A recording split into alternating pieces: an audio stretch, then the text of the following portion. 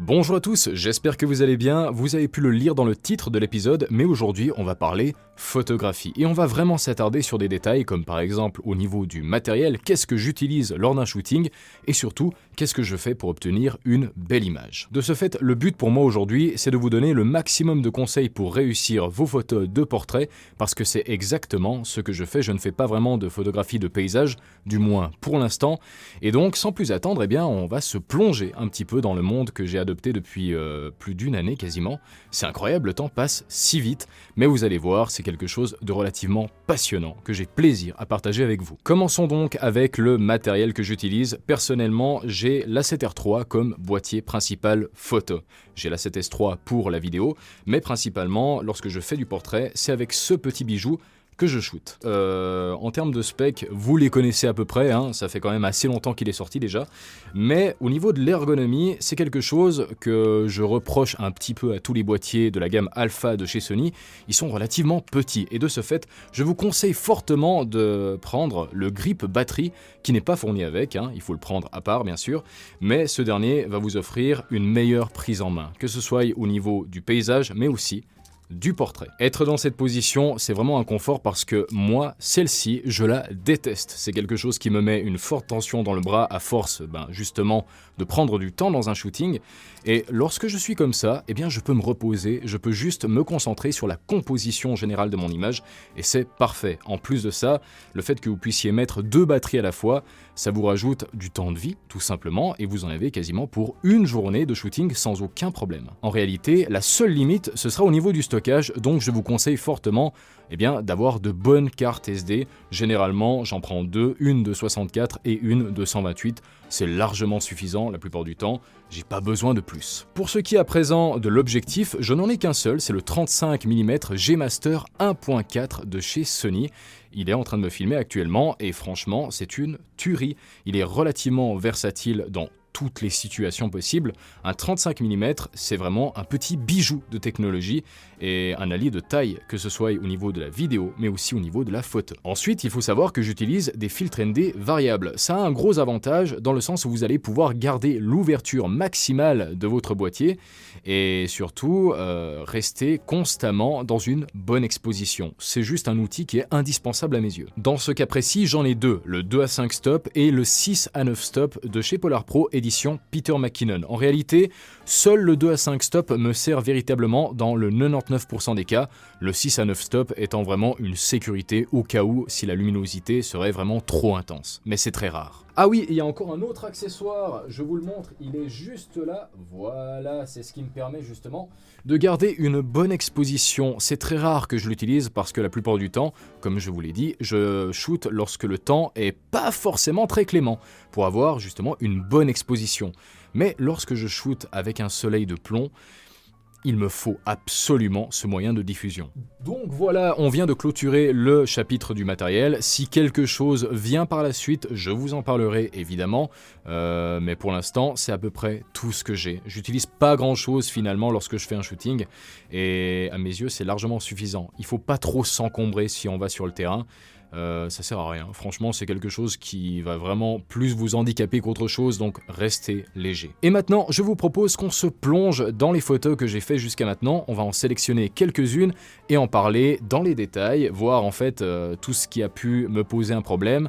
Et finalement, comment est-ce que j'ai fait pour obtenir tel ou tel cliché, ce que j'ai utilisé, bref, je vais vous donner tous mes secrets pour obtenir quelque chose de vraiment très correct. Voilà, alors je me suis rapproché du bureau, comme ça on peut étudier ces clichés ensemble. Pour commencer, on va parler de ce dernier, ça fait déjà un moment que je l'ai pris, mais c'était celui d'une amie à moi qui est venue pour faire un shooting et on avait choisi un jour qui était assez nuageux. Il n'allait pas pleuvoir, mais le ciel était vraiment nuageux. Les nuages sont un indispensable dans le sens où ça va vous permettre d'obtenir une lumière qui est diffusée, mais surtout qui est homogène et donc on va obtenir quelque chose de très cinématique, c'est ce qu'on recherche. De ce fait, au niveau de la composition, on a le sujet qui est placé au milieu de l'image et la zone de détail principale est au niveau du visage. Les yeux étant la fenêtre de l'âme, c'est bien naturel de les mettre en avant et c'est quelque chose que j'adore faire justement lorsque je suis sur le terrain, de faire le focus uniquement sur les yeux et de pas forcément mettre de détails sur l'arrière, donc en gros je suis quasiment à chaque fois à ouverture maximum. Comme ça, j'ai un flou d'arrière-plan qui va me permettre de détacher mon sujet, bien sûr, du décor, et donc de mettre en avant une seule zone de la personne, donc en l'occurrence là, le visage. Si on se rapproche, on voit vraiment que les yeux ont été travaillés, que les sourcils aussi ont été travaillés, ouais, c'est aussi important ça, les lèvres, mais aussi les joues, on voit toutes les taches de rousseur, et donc pour moi c'est quelque chose qui était vraiment important parce qu'elle a un beau visage, il faut absolument le mettre en avant, et pas forcément faire trop de retouches, en l'occurrence là j'en ai quasiment pas fait. Oui, alors il y a un travail au niveau de l'étalonnage général, mais il n'y a pas non plus d'outils spécifiques qui ont été utilisés. Là, c'est vraiment quasiment du pur naturel en fait. Ensuite, alors laquelle on va prendre? Tiens, on va prendre celle-là, voilà. C'est une photo assez récente que j'ai prise en ville de Fribourg, c'était la semaine dernière en réalité, et je ne connais pas la personne qui se trouve sur l'image. En réalité, c'était juste une musicienne qui se trouvait dans une ruelle, et je l'ai accostée, je lui ai demandé si c'était possible de faire un shooting improvisé de quelques secondes seulement. Elle a accepté et ça s'est très bien passé. Finalement, c'est une très belle image et j'adore le fait d'aller au contact des gens. Généralement, on a de belles surprises. Donc ça, c'est un deuxième tip que je peux vous donner. Allez au contact parce que généralement, les réponses seront très positives. Bien sûr, si vous allez avec une méthode assez bizarre, ça va paraître assez suspect. Mais généralement, les gens sont assez ouverts à ce genre de choses. Donc, venons aux détails de l'image. Alors là, par exemple, au niveau de la luminosité, on était en fin de soirée, le soleil était en train de se coucher, et on pourrait penser que ce dernier se trouve à droite dans la photo, alors que non, en réalité, il est à gauche, il est juste caché par les immeubles, et à cause des jeux de lumière de la ville, eh bien, on a une réflexion qui se fait sur les cheveux du sujet à l'arrière, et donc le soleil fait office de backlight. Et ça, c'est incroyable, allez absolument en ville pour faire des shootings, parce que c'est là-bas que se passent les meilleurs jeux de lumière. Généralement, en plaine, on va pas rencontrer ce genre de situation, et c'est bien dommage. Donc allez en ville, vous allez avoir de belles surprises. Ah, et là c'est encore plus flagrant qu'avant, mais ça se voit que j'étais à ouverture maximale à 1.4, parce que il n'y a que quelques zones qui sont dans le focus, en l'occurrence la guitare et une partie des cheveux de mon sujet. Mais à part ça, même le visage n'est pas dans le focus, et c'est en ça que le fait de shooter à pleine ouverture, ça a du bon comme ça a du mauvais, mais dans ce cas précis, vraiment, lorsqu'on recule, eh bien on ne voit pas en fait que le visage n'est pas rempli de détails. Voilà, faut vraiment zoomer, faut aller à plus de 200% pour voir que le visage est un peu flou, mais voilà, si on recule, tout est bon en fait. Et franchement sur Instagram, ça ne se voit pas du tout. Si vous faites un tirage, là ça se verra, donc voilà, réfléchissez bien à quoi servira ce cliché. En l'occurrence, ce dernier, je ne le ferai pas en tirage, je le ferai simplement pour Instagram, pas pour autre chose. Qu'est-ce que je peux vous dire de plus? Ah bah oui, au niveau des réglages, j'en ai même pas parlé avant, mais par exemple, dans cette image, eh bien, on a une vitesse d'obturation de 1/30, parce que la règle du 1 pour 1, oui, si j'ai un 35 mm comme objectif, eh bien, je mettrai ma vitesse d'obturation au minimum à 1/30. Au-delà de ça, j'avais aussi l'ouverture maximale, donc f1.4, et des ISO qui se situaient au minimum, donc à 50, et ça vous donne ce genre de résultat. Alors, il faut aussi savoir une chose, mais c'est que je varie que très peu mes réglages, pour la simple et bonne raison que je suis quasiment tout le temps dans la même situation de luminosité. Alors, c'est très rare que je sois en pleine nuit, mais la plupart du temps, ouais, je ne vais quasiment jamais toucher mes ISO et surtout jamais toucher mon ouverture.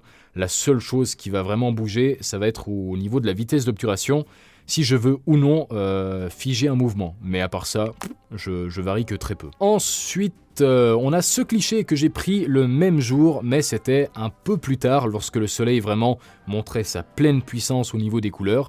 On avait un sujet que j'ai rencontré directement dans la rue, je l'ai alpagué, je lui ai demandé si c'était possible de faire un shooting, et ce dernier a répondu naturellement qu'il était intéressé. Donc on a fait un shooting très simple qui a duré 2 minutes, et voilà le résultat. Le regard, la posture, la fierté, la prestance, tout y est. En réalité, c'est l'une des plus belles images que j'ai prises dernièrement, et on y voit en fait toute la puissance de la photographie de portrait, tout ce que j'aime, c'est incroyable ce cliché. Au niveau des détails, comme j'étais assez proche du sujet, on peut voir justement que son visage en est rempli, surtout au niveau de la barbe, au niveau des lèvres, du nez, et bien sûr du regard qui est juste époustouflant. Au niveau des cheveux, on voit aussi qu'ils sont vraiment remplis de détails. L'oreille n'est pas dans le focus, mais c'est pas forcément ce qu'il y a de plus important, parce que c'est clair que même le fond ne l'est pas. C'est aussi quelque chose dont je vous ai parlé avant, mais détacher le sujet de l'arrière-plan, c'est quelque chose qui va le rendre assez puissant finalement dans l'image, et c'est quelque chose donc que je fais quasiment tout le temps en fait. Au niveau des détails, qu'est-ce que je peux vous dire de plus? Bah oui, même sa sangle de sac est remplie de détails et pourtant n'est pas forcément dans le focus. Donc voilà, le fait de se rapprocher de son sujet, ça va vous apporter un résultat qui est relativement dingue, mais il faut encore travailler la posture. Et là, c'était vraiment très improvisé, hein. La personne n'avait jamais posé et n'avait jamais fait de shooting de sa vie. Et pourtant, voilà, on a un résultat qui est juste magique. Donc voilà pour cette image, et maintenant on va passer à celle-ci qui est juste dingue. C'était avec une amie à moi, et avec qui d'ailleurs on fait très souvent des shootings. Si vous me suivez sur Instagram, vous la voyez très souvent. Tout simplement parce qu'elle adore faire ça, et à ce moment précis on était en ville de Fribourg. Pourquoi Fribourg? Parce que c'est une ville médiévale et donc qui regorge d'endroits magiques pour faire de la photo. Je me rappelle que ce jour-là, c'était dans la mi-journée, donc on était aux alentours de 3h de l'après-midi, et le soleil était assez puissant, donc on a décidé de se mettre dans cette ruelle pour se protéger de ce dernier, et surtout pour avoir une lumière qui soit plus dirigée, pas forcément diffusée, mais plus dirigée. On voit alors que la source lumineuse provient de droite et vient frapper le mur sur la gauche de l'image, mais qui se reflète aussi légèrement sur la droite. Bref, on a des jeux de lumière, des jeux de texture qui se font savoir dans l'image, et bien évidemment au milieu on a le sujet principal qui se fait éclairer par le soleil, hein. On a donc une backlight naturelle, et ça détache le sujet de l'arrière-plan, et ça le rend aussi puissant. Oui, cette image, c'est l'une des plus puissantes que j'ai fait jusqu'à maintenant, et sans doute l'un des clichés dont je suis le plus fier. Au niveau des réglages, par contre, je crois que j'ai juste augmenté au niveau de la vitesse d'obturation. Oui, c'est tout, parce que étant donné qu'elle est en train de faire un mouvement, je voulais absolument le figer, mais au niveau des ISO, on est à 50, au niveau de l'ouverture, on est à f1.4, voilà, je sais même plus parler vraiment, mais j'ai pas forcément varié les réglages. Passons maintenant à une dernière image, et avec un temps qui soit pas forcément clément. Voilà, parfait. Alors ici, c'est exactement le même modèle qu'avant, sauf que cette fois-ci on était en hiver, et oui, elle est en robe en hiver, mais c'était totalement voulu, c'est justement pour voir son magnifique dos rempli de tatouages. C'était vraiment une zone qui était parfaite pour un shooting en fait. Et donc on a décidé de faire ça en hiver lorsqu'il neigeait. Là, ça s'était juste arrêté, mais on voit quand même que, étant donné qu'il y a beaucoup de nuages dans le ciel, eh bien on a une lumière qui est beaucoup plus homogène. Voilà, regardez l'éclairage au niveau du corps de mon ami, on voit que c'est assez homogène, c'est pas forcément cassé au niveau des ombres, il y a un petit dégradé, on le voit mieux sur son corps qui a la chair de poule. Ah, je suis vraiment désolé si tu vois cette vidéo. C'était un moment difficile pour toi, je sais, hein, absolument, mais mais ça valait la peine, parce que regarde au niveau des détails de ton épaule sur le tatouage, c'est juste dingue, hein, mais bon, voilà, c'était un mal pour un bien. Pour finir avec cette exposition, j'ai décidé quand même de la mettre dans une position où on voyait de l'ombre sur son visage pour un peu plus créer cet effet cinématique.